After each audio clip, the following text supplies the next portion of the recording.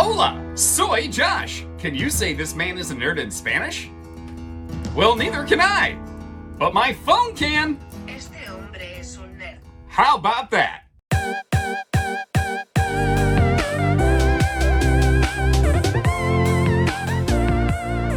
Hey everybody, Josh the RV Nerd here at Haylett RV of Coldwater, Michigan. Behind us, a camper so good and so familiar, I feel it needs no introduction. So I won't.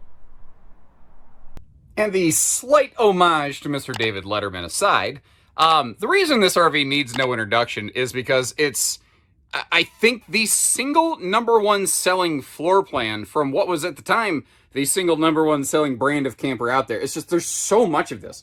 I don't even know how many 264 J flights I've recorded in my career. I know it's a lot, but it's because they just keep being popular, and there's nothing wrong with it. Like, this is the exact type of layout that I personally camp in, a 264 BH J flight. When I get to go camping, it's usually what I'm using, and for good reason. Like, it's got what I call the Megan Trainor storage solution. It's got all the right junk in all the right places. Just enough space for a wastebasket. Just enough space for, a couple silverware drawers.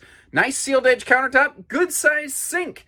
And, just enough overhead cabinet space to keep you going. It's got just enough of everything. Actually, what's interesting about this specific model is we actually have a whole fleet of these at Haylett RV that we use as our rental campers because they're built solid, they're straightforward, and I mean, they've got all kinds of good sleeping capacity in here, and something that doesn't need a giant truck to tow it. Like, this is half-ton towable pretty much all day long. It is carpetless, ventless flooring. It's easy to clean. The dinette and the sofa can fold down, so you could sleep, 6, 8 people in here if you really needed to. And I love that door side dining window. But what's also kind of nice is, especially if you have on a nice day the door open for just general airflow and you got the screen door rocking, you have some really good campsite window coverage here.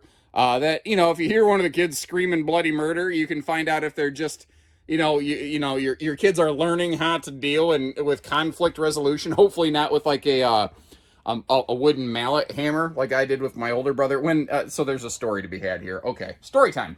When I was just a little guy learning my critical thinking skills, Bluetooth stereo, by the way, and HDMI wiring that was never used. You could put a TV up here. I had one of those things where it looks like a shoe, and then you use the mallet to whack the pegs through it. And I don't remember what it was. When I was a little bitty baby, toddler, my brother was on my nerves for some reason, and I saw him laying there on the couch. And I walked up to him in his defenseless, helpless sleep, and I whacked him with that hammer. I mean, hard. I whacked him hard with that thing, and he woke up, quickly. He got out of that sleep in a hurry, we'll just say that. And after that, I learned that when I wasn't supposed to touch anything anymore, my parents would put it on top of the refrigerator. Funny the things you learn as a child, but, that's when I hadn't yet learned how to resolve conflicts. All part of the growing up process, I suppose. But enough about that. We're here looking at a trailer, right? Other than the tabletop needing cleaned, this thing's in amazing shape. It smells like spick and span cleaner in here. I can see where, they use the dinette, they use the bunks, but the cabinetry's not banged up. There's not dirt in the corners. Somebody didn't do a quick clean on it just before they got rid of it, trying to get top dollar for it. They took care of this thing every day of the week. I know where to look to find stuff like that. Lift up the sofa, look around the corners, look behind the sofa, look under the bed. You'll see if somebody actually cleaned something or if they just spot cleaned it. This has been maintained on a regular basis. And I like what they did over here. Sometimes just a couple simple command strips will allow you to place, hang a coat. Oh, speaking of which, sometimes on coat racks, I'll mention, dog leashes. I can tell you for a fact these people had a dog.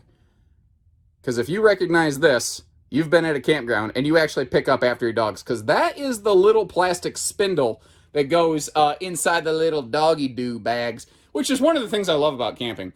When else can you be wearing Crocs and socks and have a bag of dog crap in your hand and strike up a meaningful, genuine friendship-building conversation with a complete stranger? Camping, baby. That's about the only time. Now, this is a 60 by 74 short queen. There is room at the base of the bed if you wanted to go to a true queen. This curtain kind of masks that a little bit. A little pro tip here for you from your Uncle Josh. Stuff that down behind the sofa a little bit. And wow, look at that. Voila! She opens right up. And, outside TV bracket. You'll see a black, like, rectangular bracket on the outside that will match up with this thing. It's called a key block mount, and this comes with the mounting bracket here. Now, little side note story. One of my favorite things is every now and then you'll see these mounted upside down. This is L&W Engineering, Lloyd and Wilbur, actually the two of the Bontrager sons from Jayco. They have their own engineering company. Every now and then one of those gets mounted upside down, and it becomes the M7 TV mount instead of the LW. And I mean, other than a little road spray off a tire up the, the passenger side here on the nose, can't really find anything that I fault this one for on the outside. It looks good. As we get in here, you see the previous owner's Recurve R3 hitching system all included with it because, again, as far as I can tell, they look like they were just done camping. Ooh, I didn't spot this my first time through. Even if it's small, I'm going to do the best I can to make you wear a little ding on the skirt right there. Not really sure what caused that. Huh. Must have, I don't know, maybe while they were traveling, some other vehicle threw a rock at it or something. That's the best guess that I have. Interesting here, you don't see outside speakers. They're actually mounted in the base of the awning arms. You see those white stickers on the bottom of the awning arms? Your speakers are just below that on the very bottom of them, which I kind of like because it helps keep the volume down at your campsite. They are really far spread and they are small, so, I mean, it's a simple Series camper. It's not like you're going to get a massive high-fidelity audio system. I don't know, it's going to let you listen to some Freebird, just not blow the neighbors away with it.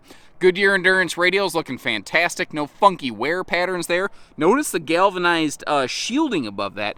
God forbid you have a flat tire, because even the best tires can still get a flat if you pick up a, screw or debris or something off the road. There's a couple stretches of Michigan highway that are just like debris fields where it looks like bombs have gone off and there's just garbage all over the sides of the road that sometimes blows in the middle of it. Even the best of tires can still have a bad day sometimes, and that wheel well could be a literal silver lining to an otherwise bad day. Good storage space down there under that bunk. And as we back up here, I'll point out it doesn't have a ladder, but it does have a fully walkable roof. This has a plywood floor decking, and I gotta check the exact build date on this. I don't know if this one has a plywood or an OSB roof deck. Either way, it'll be fully walkable. I do believe this was made once they had made the plywood transition, because this has the J Smart lighting package, which not all of the SLXs had during this generation. And if you're not familiar with that, that is a really cool safety system. So you see those extra clearance lights at the top? Let's say you flip on your left-hand blinker. One of those extra upper clearance lights, your tail light, and then all of the lights down the side of the RV will also blink along with your turn signal so that other people have an idea of what you're doing. You see that outside utility shower?